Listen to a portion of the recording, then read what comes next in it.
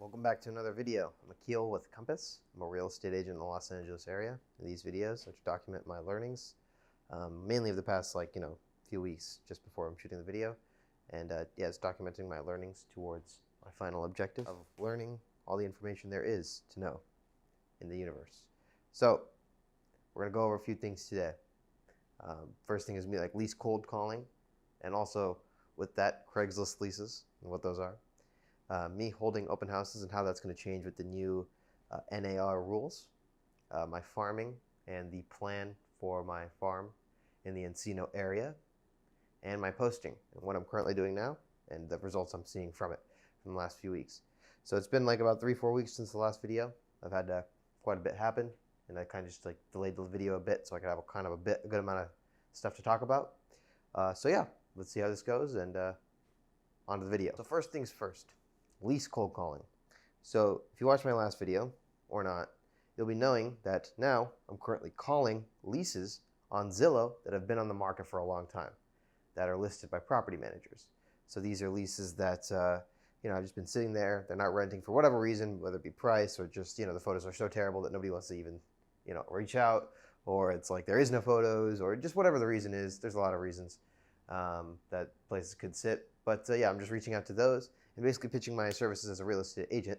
And the hope is that even though, of course, everyone knows that you don't really make much money off of a lease, but down the line, if it's, I'm doing this to single owner homes, down the line, a few years down the line, if they decide, I'm done leasing, I'd like to actually sell the property, then who are they going to contact? Of course, the person, at least they'll interview you along with some other people. At least you'll get your foot in the door to have a chance to list their home in the future. So that's the thought process on this. And the last few weeks, what have I learned so far? Right now it's been I'd say it's been about 659 calls that I've made in terms of lease listings, and I've learned quite a few lessons. And I've also learned, what are the hardships of this specific lead generation method, and what are the upsides of this specific lead generation method? So there's whether or not you're calling expireds or you're door knocking or whatever you're doing, or even any business that you choose, there's always going to be some upsides and some downsides. And as much as we'd love to always have something with only upsides, that just doesn't exist. And if you do think that, then you just don't know enough about the thing yet. So a couple of the things that I've learned. So some of the good things that I've learned about this specific lead generation method is that a lot of people answer the phone, right? One thing is the pickup rate is significant compared to expireds, compared to other lead generation methods. Expireds, calling, canceled listings, withdrawn, just other lead generation methods, just straight up cold calling people at a condo building, just straight up cold calling other people. This gets a lot more responses, and good responses. That's one positive. One of the major negatives that I've noticed in this specific type of lead gen is that it's really easy for something to get rented out, even if it's improperly marketed, even if there's really bad management, even if people are not really responding. The property manager or the owner is not really responding, it's pretty simple to get something rented fundamentally, right? Because it just really requires one person to come in and apply, right? And if somebody sees that, okay, it's enough space, blah, blah, even the pictures suck, if they're already in the door and they see it's a decent place for a decent price, they'll still be willing to apply. So that is one thing. A lot of the leads that I've had, including one of the listing presentations that I went on, it ended up getting rented out before I kind of got to that relisting part, or the close, I guess. But yeah, so far I've gone on to 3. So from those 659 calls, I think we can define those calls. So you may think, okay, 659 is not that many for almost a month. It doesn't seem like a lot, which it's really not. I obviously need to increase that volume. So there's I would say 3 major reasons that it's kind of lower. The first major reason is because it's really hard to scrub the data. Right, the data itself, scrubbing it takes forever and it's very tedious. So it's and I'm also calling all of these numbers twice. So I guess of that 659, a lot of them are the second and third calls, right? But I made 650 calls either way. So of those, right, scrubbing data just takes forever for this method.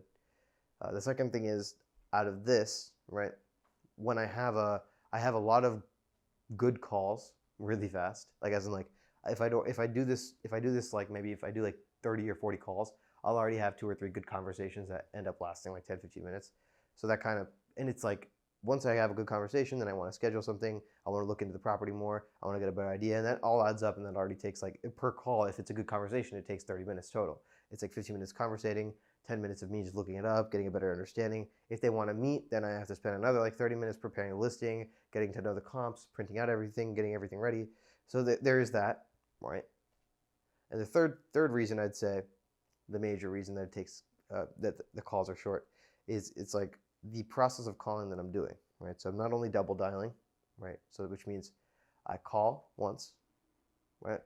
And then if it disconnects or whatever, it rings and nobody picks up, I call again, which increases the hit rate on the calls, and from what I've seen, significantly increases the answer rate, because a lot of the time the first call gets blocked by like a spam blocker. So that is another thing that causes, basically takes double the time because you're calling twice. So yeah, that's kind of like the three major reasons why I've only done 659. But from these 659, like I said, I had 3 listing presentations, and some of the major things that I've learned here in terms of getting to that listing presentation from a call, right? Because you're just calling this person up randomly. Like, they don't know who you are. It's just like totally random. And these are kind of the main things. The first thing I kind of learned is at the start, I was kind of reading like a long paragraph. What I noticed is just like, it's easier if you have like a less than a 20-second pitch kind of at the start. Like, hey, I'm Akhil with Compass. I noticed your place has been on the market for a little while. I know every single day on market has lost rent. So I was just wondering if you guys are considering interviewing someone else for the job of renting out the place. If I keep it concise, and I would consider that concise. So if I keep it like that, from what I've seen, like people actually like, they don't just like, because if you keep like a really long paragraph, like, hey, blah, blah, blah, blah, blah, and it's like 30 seconds later, you're still talking, they kind of just zone out and they just end a call or something. They kind of know it's a sales thing. You kind of just want to instantly get into a question kind of sooner rather than later, but also provide enough context so they know who you are. And that gets a decent amount of like at least conversations. And a lot of what I get is like, oh, yeah, I have an agent, or, oh, I'm kind of just want to do it myself. And then you ask, kind of just get deeper into why specifically hasn't rented out, why are they not using an agent? Because at the end of the day, there's some reason, from what I've seen, that they're either choosing not to use an agent, or their agent just like, they used it in the past and they just had bad experiences, or there's some reason there you can figure out and just kind of just really understand how you can help them best.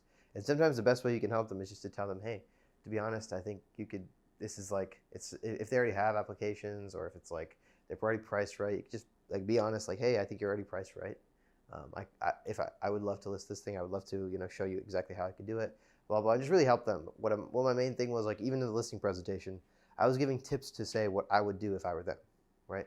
What I would do, since I'm an agent, which is what I do, is like I was telling him about group showings. I was telling him about how I would approach, like, picking up and rapidly responding to every lead that comes in, how I would approach getting photos, how I would approach doing the marketing, just all of that. Basically, I give that to them, right? So even if they want to do it themselves, I'm just helping them out. I'm just saying, hey, at the end of the day, I know all of this and more, right? There's so many things that I just can't explain that comes through experience. And if you'd like me to do this and more onto your property and get it rented out fast without you even having to lift a finger, I'm happy to help. But at the end of the day, these are tips. These are some things that I would do to improve. If you want to do it by yourself, please do it and use these tips and get it rented out. But yeah, again, I'm just trying to help. That's like my whole thing, is just trying to help them as much as possible. And I know either way, even if they don't sign with me, who cares? I just help them out, and hopefully they can rent it out on their own, right? That's kind of the way I've been doing it right now. And yeah, so yeah, from those 3 presentations, one of them I think ended up renting it by themselves. Another one currently has an application that they got by themselves. And then the third one's just signed a lease listing contract. But of course, nothing is final until it's kind of like for a week out, and they need to get photos, and they're still kind of finishing the place. And they kind of listed it prior, and it just like wasn't working because everyone who came in was like, oh, this is so dirty, blah, blah, there's so much work going on, blah, blah. It's just like, it's kind of a long story, but basically, yeah, they're open to having me listed out, but it's still listed on their end until I can get those professional photos and get it onto the market. That's the only time that they'll remove it. So, anything could happen between now and then. And yeah, so that's the current status of all of that. And what I think is the main things I learned from the meetings, other than just trying to help and just trying to really just emphasize how they can get their place rented, save the most money, is another main thing that I learned is just really easy just to, for the listing presentation specifically, right? Not the presenting part, but the listing presentation. It's pretty easy just to like, I'll link it in the description. Since I made this one, it's pretty easy just for me to copy paste it every single time, just change the address, and then obviously get new comps and everything. But yeah, basically the listing presentation right now is just me, or basically just like the me. No. It's just like the front page, and then it just goes into the main things that we try to emphasize. Our goals, basically. My goal for you, the 3 goals are quality of tenants, right? Price that you guys are going to list at. Like our goals are to get you the highest quality tenants, the highest possible price, and the lowest speed, the lowest time on market, right? And then after that, kind of just goes into detail of how we're different, right? What we do differently, which is basically like, obviously we rapidly respond to every single lead. We hold open houses, do all of that. We never have a lockbox on the property. We're always there for every showing, blah, blah. And then also we give full feedback and transparency of what every single person is saying so that you guys can make the best decision, whether if it's not renting, you guys can make a price reduction, you guys can do this, you guys could alter whatever people are saying. If people are saying they need a new fridge, then you can replace that fridge and get it rented fast, or whatever the feedback is, we'll transfer it to you. And just kind of goes over our marketing, stuff like that, our team's similar leases in the past. And then it goes over, just some of our other brokerage information, and why Compass is the #1 broker, stuff like that. So that's the listing presentation. And then there's also like, with the listing presentation, I'll have comps, right? Which is just like similar places that have leased in that area recently, or maybe like within like 6 months to a year, and where they're priced and where I believe they should be priced and how we can go from there. So after that, that's the listing presentation and all of that. So the next thing is, how am I going to improve the lease cold calling, right? What am I going to do to improve? How am I going to change it up? How am I going to get better? So right now, in terms of progress that I see from the first type of, lease cold calling to now, obviously I've done cold calling in the past and I've improved a bunch there.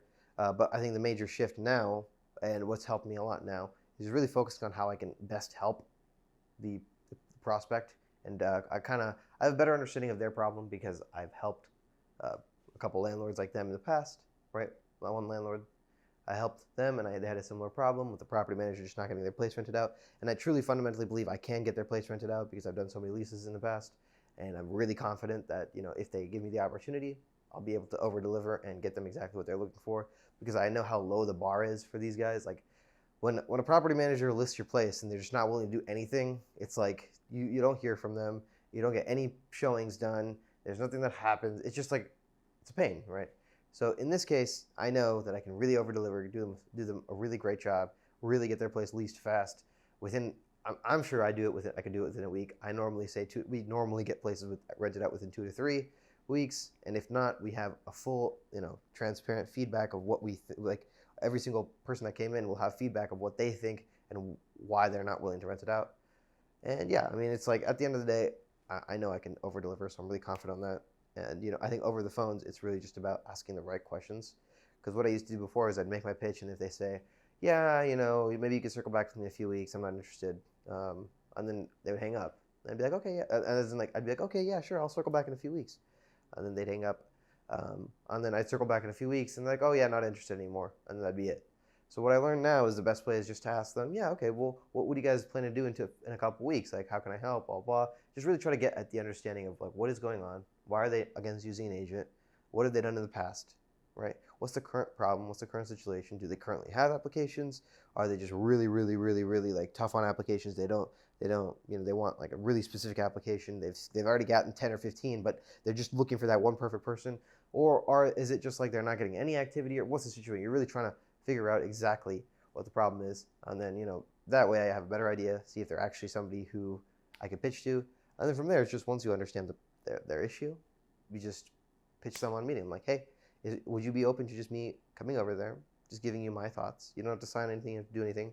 I'll just come over there, I'll give you some comps, I'll just go over what we do, and at the end of the day, worst case scenario, you guys get to understand where you guys are priced, just get my thoughts on what I would do differently, and we can go from there. And normally, like, most of the time when I pitch that, I've pitched that like 2-3 times now, and I've gotten that lease listing presentation confirmed. And yeah, so far that's been getting me a lot better results when I go like that, when I just approach it like, okay, let's really figure out what specifically is their problem and try to get a meeting out of it. And at the meeting, then you just go over, you really emphasize what their problem is, emphasize how you have the best, like really understand what their problem is, right? Target their pain point, understand what they really want, right? Because every person is different in what they want, how they want it to be structured, and all of that. Just really understand what they really want, and then deliver on it. And then also for these last two lease presentations, um, I was open to reducing the commission. So I don't know if that really helped. I don't think it really made much of a difference, to be honest. But instead of like the normal standard rate is just 6% for leases, so 3 on each side, or 3.5 list, 2.5 buy side. And what I said is like I'm willing to go down to 2 list side, and obviously 2.5 buy side. And then for another one, I said 1.5 list side, 2 buy side, 2.5 buy side, which it's like a few percent. It's a couple percent that they're saving, which at the end of the day really doesn't make much of a difference. I don't think it was like, to be honest, I don't think it really made much of a difference. I think the one that did sign the contract, I think probably would have signed the contract even if I said 2.5 and 2.5. I'm not sure if he would have signed at 3 and 3, but I'm pretty sure if I emphasized it better, I probably could have. But I don't think that was like the main contributor. My thought process was, at the end of the day, my goal is just to meet people. It doesn't really matter if I make money now, because at the end of the day, if I have a ton of experience, I have a ton of track record, and I have listings, and I have business coming my way, and I actually once I have so much business that it's like, okay, at this point it makes sense for me to just raise my prices, because there's not a point in me servicing all these 1% leads. Let's just do it at the normal standard rate. Then it just like as in like that dynamic makes sense, right? You see what I'm saying? Like I have a full track record, and at that point I can raise my prices. But I think specifically for leases, my team lead told me it's not really worth the liability and all of that at a lower lease price, even to make that connection. For sales, 100% it's worth it. You can lower the commission, like how I did on my other presentation to the potential listing. But for leases, there's like, because I have to go through my broker, I have to request from my broker that the commission be like reduced. So there's kind of a few steps that my team lead told me it's just not really worth it. But she said that it's better if you just go in at the standard rate and just emphasize our value we can provide. And if they're really concerned about commission, you can just say, this time we'll do it at this rate. Next time we'd be willing to reduce the commission or something like that. But yeah, from what I think, it's really just if the prospect is in need, the 1 or 2% is not really going to be the difference to them, because at the end of the day, if it's like a $5,000 or $6,000 lease, let's just say, if it's a $6,000 lease, they're losing like $200 a day.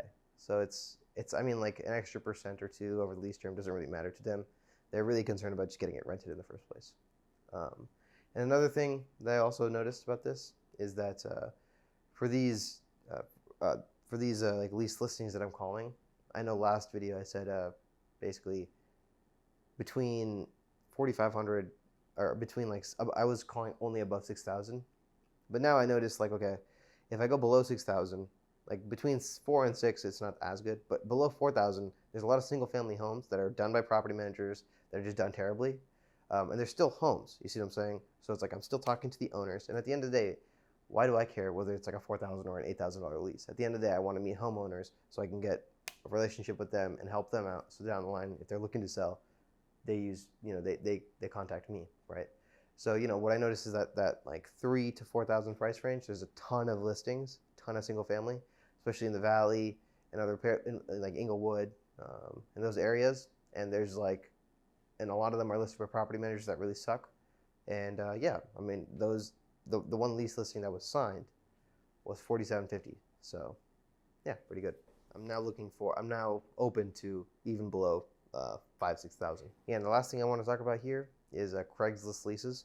So I'm not sure if I referenced this in the last video, but after seeing Graham Stephan and watching his course again, I realized that he was uploading leases onto Craigslist. I can't believe I missed this. I don't know how the heck I missed it, but he was taking leases that were on the market and then uploading it onto Craigslist, and they weren't even his listings, and he was getting leads from Craigslist, which I can't even believe this. Like, as in, like, I can't believe I didn't realize this. Otherwise, I would have done this sooner. But yeah, I've been so I took the leases from my team, which my team lead Jenny has like 15-20 leases at all times. Anyway, and I uploaded into Craigslist, and just the higher priced ones. So I uploaded like maybe 5, and so far, I can say that it's like I'm sure it was probably better like 6, 7 years ago, maybe 10 years ago, back when Graham was doing it, because I think there were just more people using Craigslist. Basically, everyone uses Zillow now. I think there were just more people using Craigslist back in the day, but it still works, right? Like I uploaded these leases, and I'm probably getting, I would say, like 2 to 3 lease leads that reach out a week. Which, if you think about it, it seems like, okay, 2 to 3 lease leads, that sucks, but it's actually not that bad. As in, like, okay, it's like maybe 10 minutes of work to upload a lease on there, and I just get lease leads for like days, or like as in for weeks. It works still. So I thought that was interesting. And yeah, I mean these lease leads. I mean, so far I haven't closed anything from Craigslist, but the lease leads are lease leads, and they're actually like real people. Obviously, they're not just like crazy people or something. They're like real people actually looking to lease, which I thought was interesting. And yeah, I mean, I don't think I'm gonna really expand it. I think it's just gonna be like something whenever I remember, okay, let me upload like Craigslist. Like Jenny has a new lease listing. Okay, let's upload it onto there. It's not like a big enough lead source, I don't think, for me to like just sit down and like, okay, let me call up 500 agents at Compass. I'm gonna have every listing on the entire MLS that's a lease on Craigslist. I don't think it's something like that. I think it's more like, I mean, I probably could do that and probably get an extra like maybe 100,000% leads. I could probably get an extra like, okay, if I'm getting 3 right now, if I really tried, I could probably get like 30 right now per week. But I'm not sure how much that's worth it, and I'm not sure like for effort wise if that's like, I don't think that's really, I don't know, 10 times the amount would require like I would say like 40 times the work. So I don't know if that's, yeah, I'm not sure if that's really worth my time. Even the Craigslist thing, I was kind of hesitant to get in because I don't want something to distract me from my main thing of cold calling. So yeah, it's just something like, you know, if I ever get a chance, I'll upload it. The one or two like lease leads every so often is not a bad thing. It's kind of good to work with those because they end up buying down the line. So it also contributes to the goal. But it's not something where I want to make that the main focus, like Skylight or something. So yeah, that's that. That's pretty much everything to do with cold calling and leases and just the whole lease thing that's going on since the last video. Holding open houses and the change in our rules. So basically, I'm gonna be. So there's new rules, like if you guys have been paying attention or not, in the last few months, it's kind of been a big thing in the real estate community. Like, oh, there's new realtor rules. It's like basically there's the commission. There was like this big lawsuit basically, and you know they're basically changing the rules of realtors' commissions, and basically on the buy side, there's not going to be listed buyer side commissions on the MLS, which basically means that if you're like if you're an agent or a normal person, if you go onto the MLS, there's no more commission for the buying side agent. That's not listed. Basically that's kind of it's to promote that to promote less price fixing in the real estate market, and to promote buyers really getting a better idea of how their buyers agents are being paid. So I mean, I think you can see it in 2 ways. You could see this as like, oh, this is a horrible thing. This is going to kill the industry, which I don't think it will. But, oh, this is like really terrible. This is making it so that agents are getting paid less. And you could also see it in the way that, okay, you know, the reality is buyers don't actually know how agents, like as in like a lot of the buyers I worked with don't fundamentally understand how agents get paid or how buyers agents get paid, right? And and most of the time buyers don't really particularly care. They just want to get the house they want, right? They don't really care like, oh, how is my agent going to be paid? Like they just don't give a shit, right? They care about the house. You're there. You're going to help them. And if you get paid, that's good for you. If not, I still want my house, right? So it's like, you know, I don't think it really matters that much. But, you know, I mean, I do get it. Like it's important that a buyer knows how their agent get paid so that there's a free market. So I think the idea behind the lawsuit was like, okay, since buyers are not really aware of how their agents are getting paid, let's make it so that they need a buyer-broker agreement. That way, everything is transparent. The buyer knows how much the agent is getting paid. The agent knows how much they're getting paid. And no matter who's paying it, whether it be the seller or the buyer or some third party who nobody knows about, they're still going to get paid and everyone's transparent. So I do get that. From that standpoint, it makes sense. The only thing it does affect is like I have been noticing more 0% listings in terms of there's only a list side for the listing agent. They're going to get paid, but there's no commission for the buying side, right? The seller's not offering any commission. Basically, all the buyer's agents have to figure it out with their buyer and make their buyer pay the commission. And that obviously causes some general problems. One of those problems is like affordability, like as in like I don't think as many buyers are as receptive to just paying upfront to an agent, Because right now, the current method, right, pre new rules and regulations, the seller offers a payment, the buyer doesn't like front any cost, right? The buyer just buys the house, and out of those proceeds, the agent, the buyer's agent, and the seller's agent is paid, the listing agent. And currently, with the new rules, basically, if a seller is not allowed, if the seller is not issuing a commission, then basically, and if they're refusing to during the negotiations, then the buyer's agent is either not going to get paid, or the buyer's agent will need to get paid by the buyer. And realistically, if the buyer wants to pay that, it doesn't make, because it has to be cash up front on top of whatever down payment they have, right? If they're getting a mortgage. So if it's like if it's like a $2 million house, the way they explained this in Compass was if it's like a $2 million house and they're paying like a 20% down payment, which is like 400 grand, right? 20% down payment, 400 grand. Then they'd have to add another like 50 grand in commission to the buyer's agent, right? On top of all of that, on top of like all of that, so they'd have to pay 450 grand. And if they don't have that money, right, then they have to lower the price that they're looking for, right? They can't be looking for $2 million houses anymore. They have to only be looking for like around what they said is like 1.7 something, 1.78 or something. So that changes the amount that they're looking for by almost 200 grand, right? Because now they have to pay the down payment and a commission to an agent. So it kind of makes changes if that is the case. But in reality, I think still most sellers are going to be offering commission. And if they have an offer on the table from a broker, right, with a client that says you need to pay me 2.5%, I don't think realistically like they're going to be like, oh, no, 2.5%, you can't have it. Because at the end of the day, most of the time negotiations are, the swing is bigger than 2.5%, right? It's bigger than that most of the time that I've seen. So I don't think it's that big of a deal. But yeah, that's how it's going to change. And then basically how this relates to open houses. So there's, when I was at this meeting with the Compass thing, just they were going over some of this stuff. Basically like, oh, in an open house, now you need to ask like, oh, if they have an agent, they have to note that down, they have to have all this stuff. And then basically like when you ask, so I was kind of curious, right? And I was like, okay, so who is mandating this? Like, so if I just do the same way, if I hold an open house the same way I used to before, who's going to come and get me? Like, what's going to happen? It's like, and then basically they were like, oh, it's basically by the honor system. So in my mind, don't tell anyone, but I believe honor system, I'm basically not going to tell you guys, like, I'm going to kind of just do open houses the same old way.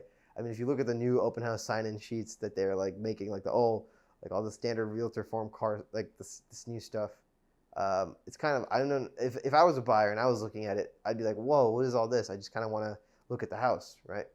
I don't want to have to like sign in all this stuff and read like this like 3-paragraph disclosure before I like sign in just to go to an open house, and then am I an agent? Am I this? Who's my broker?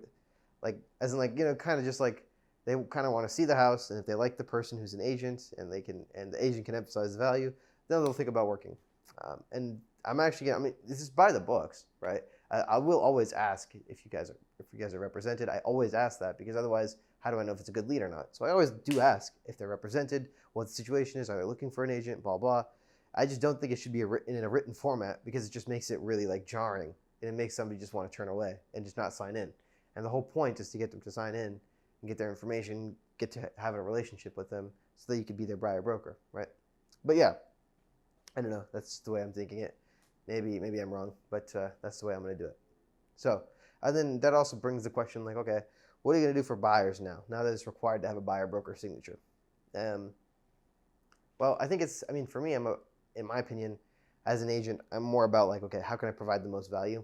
And I'm not so big on like, okay, you need to be under contract exclusively with me, and if you can't use any other broker. I mean, like for me, I'm like free market exchange. Like if you see a better broker than me, right, who's responding better, who is more knowledgeable, who is overall just a better agent, and is willing to spend the time to get you exactly what you're looking for, and is sending you listings the minute they hit the market, and is always there for any calls, text. Like, if you find a broker that's genuinely going to do that, all of that better than me, then feel free to go work with them. Man, look, if I'm really like not as good as them, then yeah. I mean, at the end of the day, like, I'm not that type of person where it's like, oh, this is my client, this is this, like, as in like, I think always the better person wins at the end of the day. And that's why I always try to be like as fast as possible. I always know as much as possible, whether it's about the property, whether it's about the rules and regulations, whether it's about the HOA in the area, whatever it is. I'm always trying to be on top of it and just really understand what their needs are.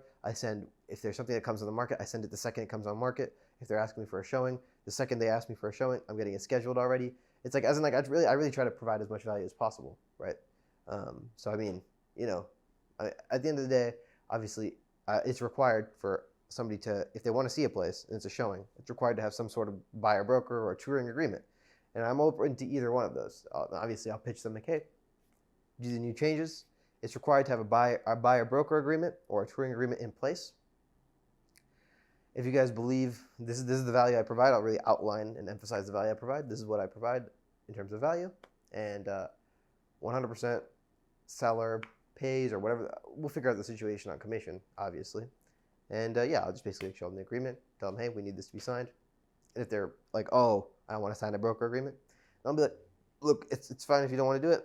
I'm willing to do just like a touring agreement, which is just like for this one property, for this one time, you can show me around. It's no like exclusive relationship. I'm happy to do that as well. I want to emphasize my value. And yeah, that's how I think about it. So either way works for me. So the next thing is the farming and the plan for farming right now. So I just sent out a postcard for the farm. I was supposed to do a little bit before, but there were some changes, and I ended up sending it like a couple weeks ago. Officially, everything is out now. They all got delivered. And then I'm going to be door knocking like tomorrow and this Friday, so it'll be good. And then I also I got this guy who's like a door hanger guy. He's like this guy who does door hangers, and he's pretty reasonably priced, I think. I haven't asked them, but he looks like he's reasonably priced. He seems like he's reasonably priced. So yeah, I'll probably do door hangers and mailers probably concurrently, because mailers are kind of expensive. Door hangers I know are going to be cheaper because I can print out the materials myself, give it to this guy. He'll just go around leaving everything everywhere. Then I'll also be door knocking. So that's with Danny, obviously. So yeah, that's the current plan there in terms of all of that. The door knocking hasn't been as consistent the past few weeks. Last week I had like a 4-day like trip to Yosemite, and then before that week, Danny was like, I don't know, doing this stuff. So I was just cold calling the entire week, that last week and the week before. And yeah, for like the past few weeks, I've just been mainly cold calling. And I also did some showings too. So that kind of just like, also infiltrated the cold calling. So yeah, it's kind of just, the door knocking has like, in the past few weeks has not been as high, but we're going to get back to it this week, next week, and the following weeks. So yeah, and that's about farming. And the next one is posting.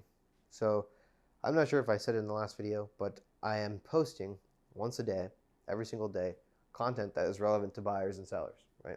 And basically I'm filming like a mass shorts. So I filmed like, 30 shorts. And that's good for like a month, basically. So I film like 30 shorts. I post one a day. And then I do that like 5 days a week, posting once a day. And then on Saturday, Sunday, I normally have an open house. So I just post that on those 2 days. So it'll pretty much, every time I film, it'll last about a month, month and a half. And so far, what I've noticed from this, I probably posted like, I would say 15, 20. I haven't gotten the exact numbers, but it's probably somewhere around 15, 20 videos.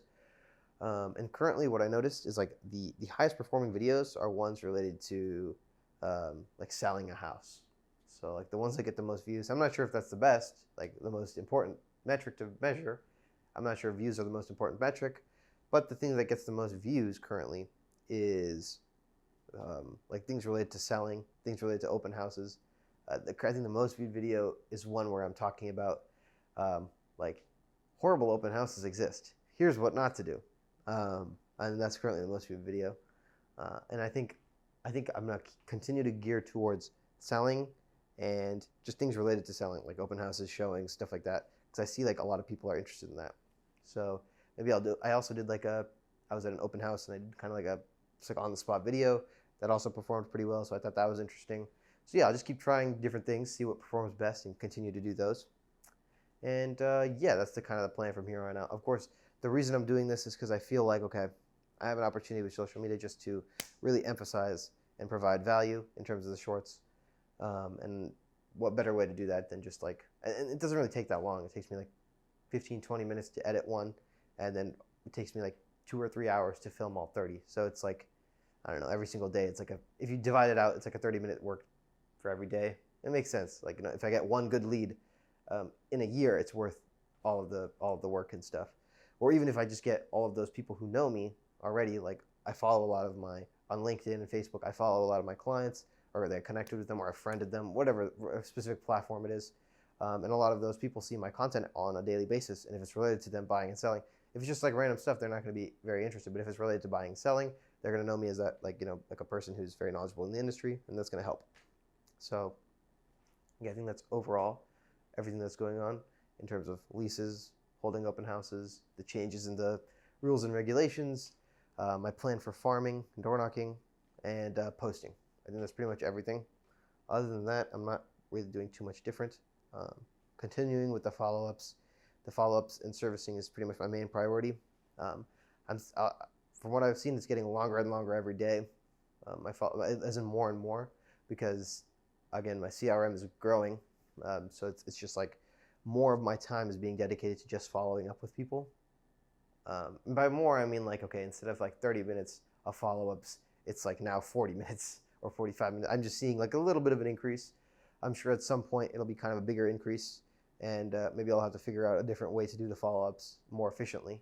But currently, it's still the same thing: calling, texting, 90-day check-ins, 180-day check-ins.